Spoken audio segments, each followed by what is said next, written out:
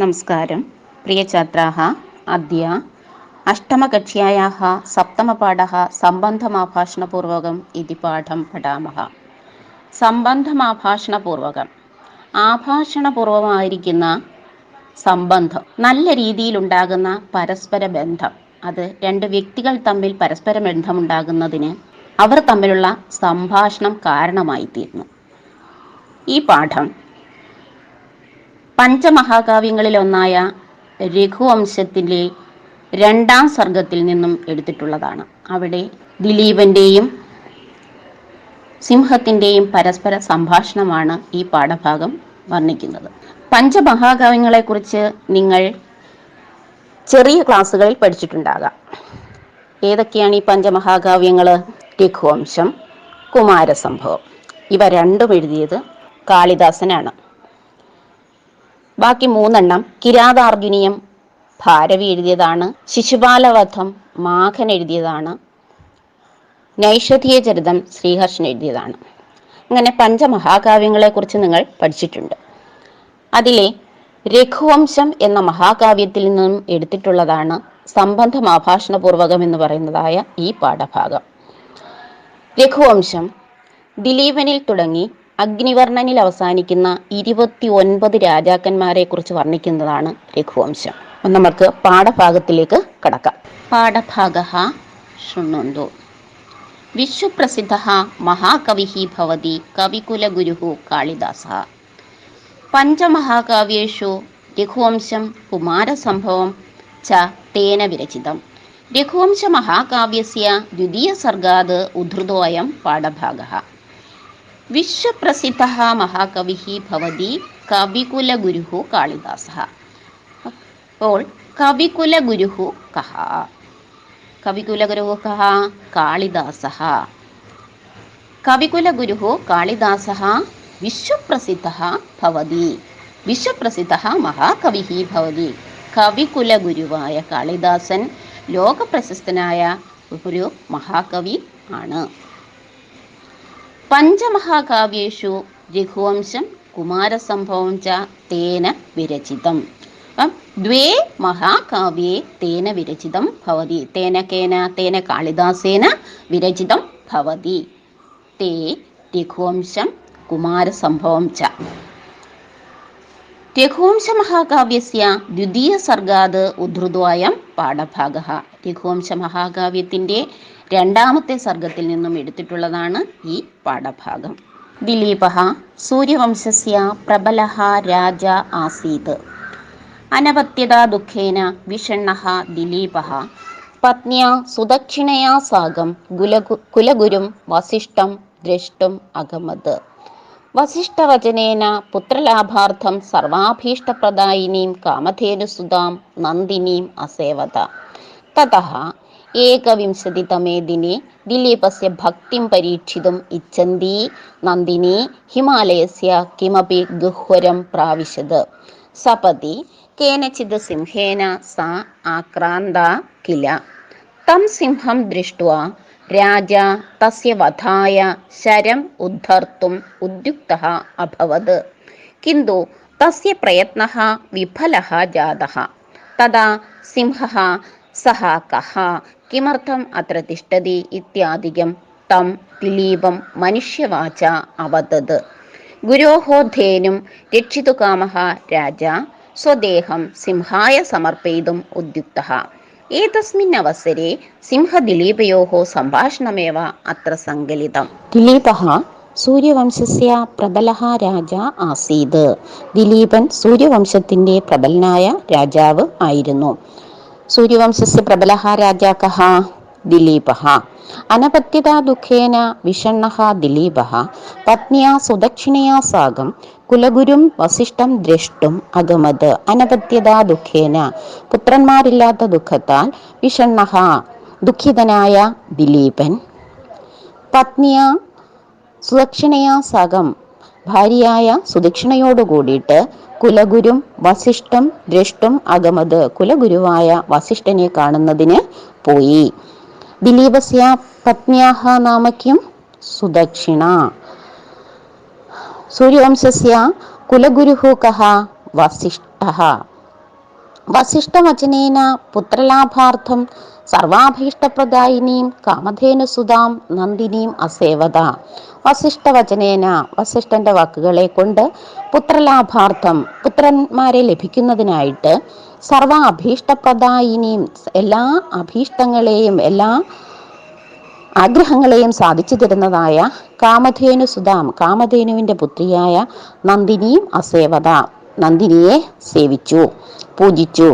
കാമധേനു സുതാകാത്ര നന്ദിനി. തതഃ ഏകവിംശതിതമേ ദിനേ ദിലീപസ്യ ഭക്തിം പരീക്ഷിതും ഇച്ഛന്തി നന്ദിനി ഹിമാലയസ്യ കിമപി ഗഹ്വരം പ്രാവിശത്. തതഃ അതിനുശേഷം ഏകവിംശതിതമേ ദിനെ 21-ാമത്തെ ദിവസം ദിലീപസ്യ ഭക്തിം പരീക്ഷിതും, ദിലീപന്റെ ഭക്തിയെ പരീക്ഷിക്കുന്നതിന് ഇച്ഛന്തി ആഗ്രഹിക്കുന്നവളായ നന്ദിനി ഹിമാലയസ്യ കിമപി ഗഹ്വരം പ്രാവിശത്, ഹിമാലയത്തിലെ ഒരു ഗുഹയിലേക്ക് പ്രവേശിച്ചു. ഗഹ്വരം ഇത്യുക്തെ ഗുഹ. സപതി കേനച്ചിത് സിംഹേന സാ ആക്രാന്ത കില. സപതി പെട്ടെന്ന്, കേനച്ചിത് സിംഹേന സാ ഒരു സിംഹത്താൽ, സാ അവൾ, സാ നന്ദിനി, ആക്രാന്ത കില ആക്രമിക്കപ്പെട്ടു പോലും. തം സിംഹം ദൃഷ്ട്വാ രാജ തസ്യ വധായ ശരം ഉദ്ധർത്തും ഉദ്യുക്തഃ അഭവത്. തം സിംഹം ദൃഷ്ട്വാ ആ സിംഹത്തെ കണ്ടിട്ട് രാജാവ് തസ്യ വധായ ആ സിംഹത്തിനെ കൊല്ലുന്നതിനായിക്കൊണ്ട് ശരം ഉദ്ധർത്തും ഉദ്യുക്തഃ അഭവത് ശരം ഉയർത്തുന്നതിനായിട്ട് ആരംഭിച്ചു. കിന്തു തസ്യ പ്രയത്നഃ വിഫലഃ ജാതഃ, എന്നാൽ അവൻ്റെ പ്രയത്നം വിഫലമായി തീർന്നു. ആ രാജാവിൻ്റെ, ദിലീപന്റെ പ്രയത്നം വിഫലമായി തീർന്നു. തഥാ സിംഹഃ സഹ കഃ കിമർത്ഥമത്ര തിഷ്ഠതി ഇത്യാദയം തം ദിലീപം മനുഷ്യവാച അവദത്. തഥാ അപ്പോൾ സിംഹഃ സിംഹം, സഹ കഃ ആരാണെന്നും, കിമർത്ഥം അത്ര തിഷ്ഠതി എന്തിനു വേണ്ടിയാണ് ഇവിടെ നിൽക്കുന്നത് എന്നും തുടങ്ങിയവ, ഇത്യാദികം തുടങ്ങിയവ തം ദിലീപം ആ ദിലീപനോട് മനുഷ്യവാച അവതത് മനുഷ്യ ശബ്ദത്തില് പറഞ്ഞു. ഗുരോഹോ ധേനും രക്ഷിതുകാമഃ രാജ സ്വദേഹം സിംഹായ സമർപ്പയിതും ഉദ്യുക്തഃ. ഗുരുവിന്റെ ധേനുവിനെ, ആ പശുവിനെ രക്ഷിതുകാമഃ രക്ഷിക്കാൻ ആഗ്രഹമുള്ളവനായ രാജാവ് സ്വദേഹം സ്വന്തം ദേഹത്തെ സിംഹായ സമർപ്പയിതും ഉദ്യുക്തഃ ആ സിംഹത്തിന് സമർപ്പിക്കുന്നതിന് ആരംഭിച്ചു. ഏതസ്മിൻ അവസരെ സിംഹദിലീപയോഹോ സംഭാഷണമേവ തത്ര സങ്കലിതം. ഈ അവസരത്തിലുള്ള സിംഹത്തിൻ്റെയും ദിലീപന്റെയും സംഭാഷണമാണ് ഇവിടെ ചേർത്തിട്ടുള്ളത്. അധാന്ധകാരം ഗിരിഗഹ്വരാണാം ദംഷ്ട്രാമയൂഖൈ ശകലാനി കുർവൻ ഭൂയസ്സ ഭൂതേശ്വര പാർശ്വവർത്തി കിഞ്ചിത് വിഹസ്യാർത്ഥപതിം ബഭാഷേ. അഥാന്ധകാരം ഗിരിഗഹ്വരാണാം ദംഷ്ട്രാമയൂഖൈഃ ശകലാനി കുർവൻ ഭൂയസ്സ ഭൂതേശ്വര പാർശ്വവർത്തി കിഞ്ചിത് വിഹസ്യാർത്ഥപദിം ബഭാഷേ. പദ്യസ്യ പദച്ഛേദം പശ്യന്തു. അഥ അന്ധകാരം ഗിരിഗഹ്വരാണാം ദംഷ്ട്രാമയൂഖൈഃ ശകലാനി കുർവൻ ഭൂയഃ സഹ ഭൂതേശ്വര പാർശ്വവർത്തി കിഞ്ചിത് വിഹസ്യ അർത്ഥപദിം ബഭാഷേ. ഏകവാരമപി പശ്യതു. അഥ അന്ധകാരം ഗിരിഗഹ്വരാണാം ദംഷ്ട്രാമയൂഖൈഃ ശകലാനി കുർവൻ ഭൂയഃ സഹ ഭൂതേശ്വര പാർശ്വവർത്തി കിഞ്ചിത് വിഹസ്യ അർത്ഥപദിം ബഭാഷേ. അന്വയം പശ്യന്തു. അഥ ഭൂതേശ്വര പാർശ്വവർത്തി സഹ ഗിരിഗഹ്വരാണാം അന്ധകാരം ദംഷ്ട്രാമയൂഖൈഃ ശകലാനി കുർവൻ കിഞ്ചിത് വിഹസ്യ അർത്ഥപദിം ഭൂയഃ ബഭാഷേ.